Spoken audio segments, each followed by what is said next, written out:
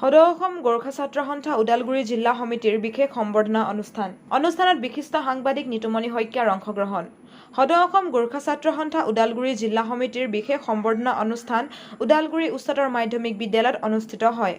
উচ্চ আৰু উচ্চতৰ মাধ্যমিক পৰীক্ষাত সুখ্যাতিৰে উত্তীৰ্ণ হোৱা প্ৰায় শতাধিক ছাত্ৰ-ছাত্ৰীসকলক সম্বৰ্ধনা জনোৱা হয়। ইয়াৰ লগতে প্ৰাক্তন ছাত্ৰ কৰ্মী স্বৰ্গীয় দীপক দাহাল স্মৃতি আদৰ্শ ছাত্ৰ পুৰস্কাৰ প্ৰদান কৰা হয়।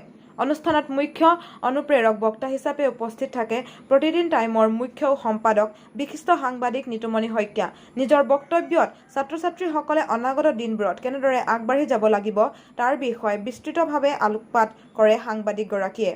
এই অনুষ্ঠানত গোৰ্খা ছাত্ৰ সন্থাৰ ভাৰপ্ৰাপ্ত সভাপতি সঞ্জীৱ চৌহান, ক্ষেত্ৰীয় সমিতিৰ বিষয়ববীয়াৰ লগতে কেন্দ্ৰীয় তথা জিলা সমিতিৰ বিষয়ববীয়াসকল উপস্থিত থাকে। সদৌ অসম গোৰ্খা ছাত্ৰ সন্থা ওদালগুৰি জিলা সমিতিৰ উদ্যোগত আজি স্বৰ্গীয় দীপক দাহাল স্মৃতি আদৰ্শ ছাত্ৰ পুৰস্কাৰ তথা কৃতি বিদ্যাৰ্থীসকলৰ সম্বৰ্ধনাৰ এটি আমি ওদালগুৰি উচ্চতৰ মাধ্যমিক বিদ্যালয়ৰ সভাগৃহত অনুষ্ঠিত কৰিছোঁ। আজি আমাৰ এই অনুষ্ঠানত আমাৰ মেট্ৰিক আৰু হায়াৰ ছেকেণ্ডেৰীত 80% ওপৰত পোৱা কৃতি ছাত্ৰ ছাত্ৰীক সম্বৰ্ধনা তথা শৈক্ষিক এটা সজাগতা সভা আমি আহ্বান কৰিছোঁ। আজিৰ এই সভাত আমাৰ সদৌ অসম গোৰ্খা ছাত্ৰ সন্থাৰ কেন্দ্ৰীয় সমিতিৰ তৰফৰ বিষয়ববীয়াসকল ইয়াতে উপস্থিত থাকে। BTC ক্ষেত্ৰীয় সমিতিৰ বিষয়ববীয়াসকল ইয়াত উপস্থিত থাকে।